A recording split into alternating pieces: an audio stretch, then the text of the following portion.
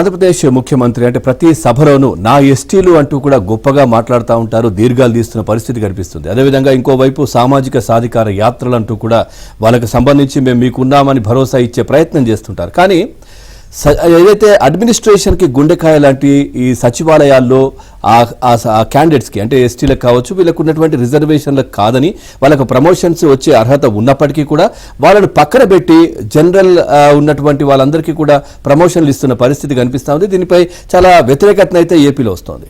Right, చూద్దాం. భారీ బహిరంగ సభల్లో నా ఎస్టీలు అంటూ వల్లమాలిన ప్రేమ ఒలకబోస్తూ ప్రసంగం దంచుకొట్టే సీఎం జగన్ అడ్మినిస్ట్రేషన్ కు గుండెకాయ లాంటి సచివాలయంలోనే వారికి వెన్నుపోటు పొడిచారు. రిజర్వేషన్ల కోటా ప్రకారం ఎస్టీ ఉద్యోగులకు దక్కాల్సిన ప్రమోషన్లను జనరల్ విభాగంలోని ఉద్యోగులకు కట్టబెడుతున్నారు. అలాగే దివ్యాంగుల కోటా ప్రమోషన్లను కూడా జనరల్ విభాగానికే కేటాయిస్తున్నారు. అన్ని దశలను దాటుకొని సీఎం కార్యాలయానికి చేరుకున్న ఆ ఫైలు ముఖ్యమంత్రి జగన్ ఆమోదం కూడా పొందింది.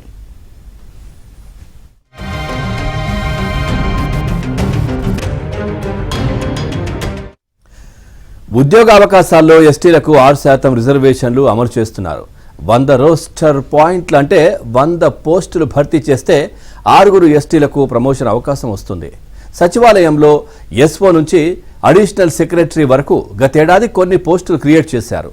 కొంతమంది సచివాలయ ఉద్యోగులు బయటి పోస్టులైన తహసీల్దార్, డిప్యూటీ కలెక్టర్, వాణిజ్య పనుల అధికారులు, మున్సిపల్ కమిషనర్లుగా వెళ్లారు. దీంతో సెక్షన్ ఆఫీసర్ క్యాడర్లో 100కు పైగా ఖాళీలు ఏర్పడ్డాయి.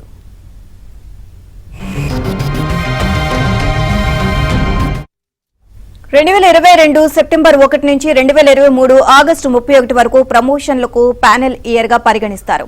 ఆ ఏడాది 100కు పైగా ఖాళీలు వచ్చాయి. కాబట్టి 6 పోస్టులను ఎస్టీలతో, 2 పోస్టులను దివ్యాంగులతో భర్తీ చేయాలి. కానీ ఆ ఏడాది ఎస్టీ కోటాలో ఉన్న ఏఎస్ఓలకు ప్రమోషన్ పొందే ఎలిజిబిలిటీ లేనందున ఆ 6 ఎస్టీ ఖాళీలు ఈ ప్యానెల్ ఇయర్ కు క్వారీ ఫార్వర్డ్ చేశారు. ఈ ఏడాది సెప్టెంబర్ 23 నాటికి ఏఎస్ఓలుగా 9 మంది ఎస్టీలకు ప్రమోషన్ పొందే అర్హత వచ్చింది.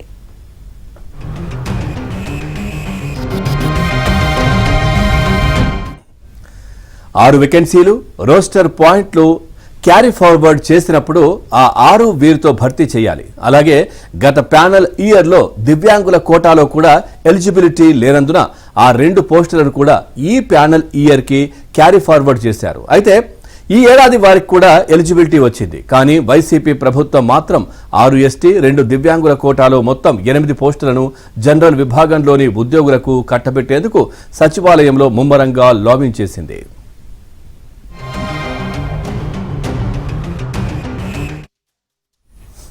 ఎస్టీ ఉద్యోగులు జేఏడీ సెక్రటరీని అడగ్గా ఎస్టీ పోస్టులను ఎస్టీలతో భర్తీ చేస్తానని ఆయన చెప్పినట్లు వారు తెలియజేశారు. తీరా చూస్తే ఆ 8 పోస్టులను జనరల్ విభాగం ఉద్యోగులకు ప్రమోషన్లా ఇచ్చేలా ఇందుకోసం సర్వీస్ రూల్స్ రిలాక్స్ చేయాలంటూ సీఎం కార్యాలయానికి చేరిన ఫైల్ కు ముఖ్యమంత్రి ఆమోదం కూడా లభించింది. గత ప్యానెల్ ఇయర్ అంటే 2023 ఆగస్టు 31 నాటికి ఎస్టీలో దివ్యాంగుల్లో ఎలిజిబిలిటీ ఉద్యోగులు లేనందున వాటిని జనరల్ ఉద్యోగులతో భర్తీ చేస్తున్నాము అనేది ఫైల్లో సారాంశం.